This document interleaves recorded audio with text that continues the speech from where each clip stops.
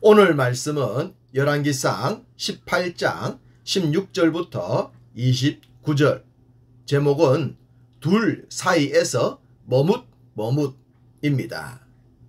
아합의 왕궁지기 오바다는 어릴 때부터 여호와를 경외했고, 이세벨이 선지자들을 진멸할 때 100명의 선지자들을 숨겨주었고 먹을 것을 제공했습니다. 마치 쉰들러 리스트의 주인공처럼 목숨을 걸고 의로운 사역을 감당했죠. 북왕국 이스라엘 왕들 중엔 단 한 명도 선한 자가 없었고, 가장 악했던 왕이라 불리는 아합에게 이런 신하가 있었다는 것이 그저 놀라울 따름입니다. 하나님은 아합에게 내리신 징벌인 가뭄을 끝내시고자 하셨습니다. 그래서 다시 아합을 찾게 하셨는데, 이번에는 놀랍게도 바로 그 오바다를 먼저 만나게 하신 겁니다. 얼마든지 직접 아합을 만나게 하실 수 있었지만 말입니다.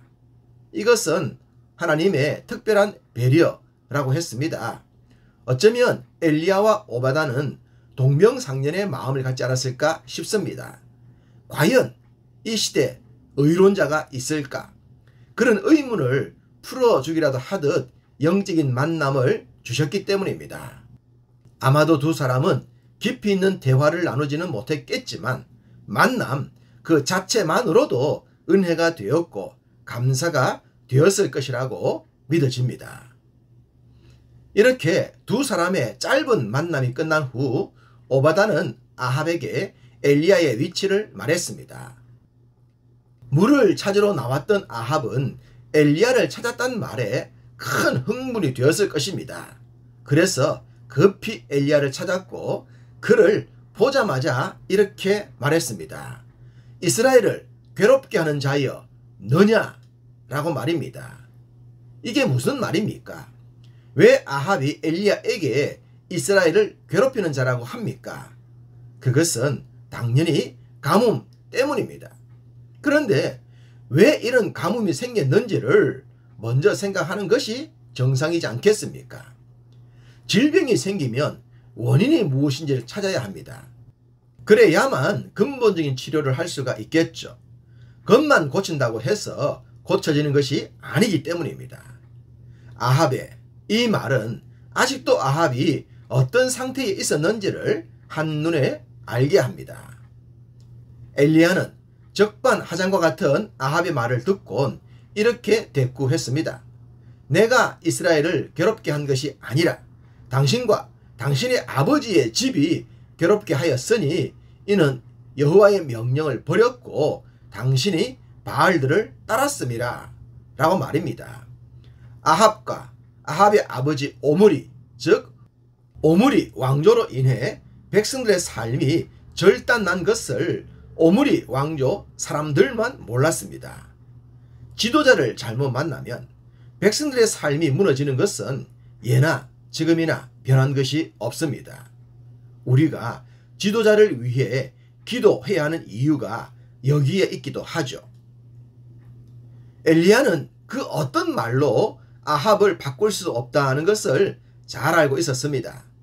그래서 거두절미하고 아합과 이세벨이 신뢰하고 있었던 바알 선지자 450명과 아세라 선지자 400명을 갈멜산으로 모아 데려오라고 했습니다.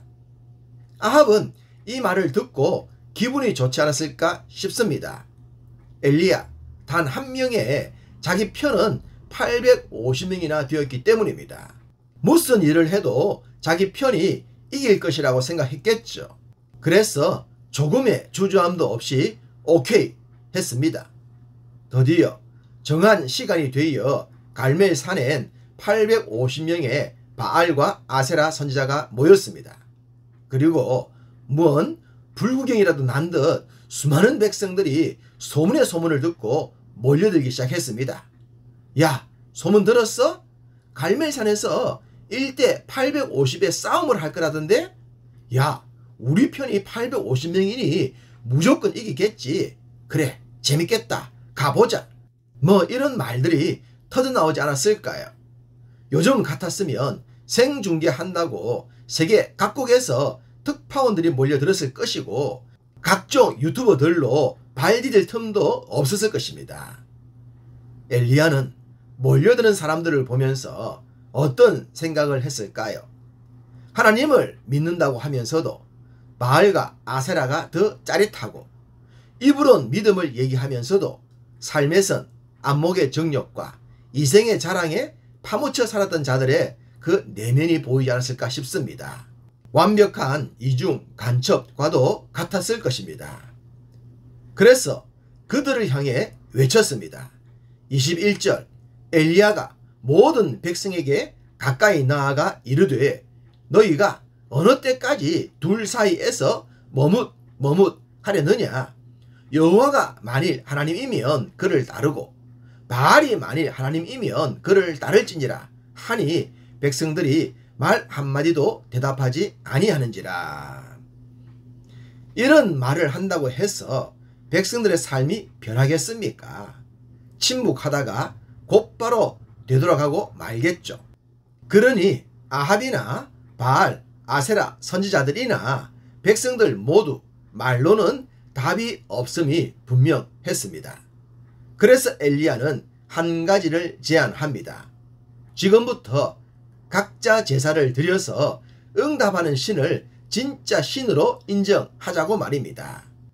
이 말은 가짜 신을 섬긴 사람은 목숨을 내어놓아야 한다는 것과 같았습니다. 엘리야도 여기에 목숨을 건 것은 지극히 당연했습니다. 저들이 이긴다면 엘리야를 죽일 것은 당연했기 때문입니다. 이리하여 제단이 차려졌고 먼저 바알과 아세라 선지자들이 하늘로부터 불이 내려 제단에 제물을 사르도록 기도했지만 지금까지도 대답이 없습니다. 대답이 있을 수가 없겠죠. 그러나 지금도 이런 자들이 많고 이런 선지자를 따르는 백성들도 많다는 사실입니다. 중간에 머뭇함은 참 믿음이 아닙니다. 오직 예수, 오직 성경, 오직 하나님 그 한 분만을 따르는 우리 모두가 됩시다. 할렐루야, 아멘.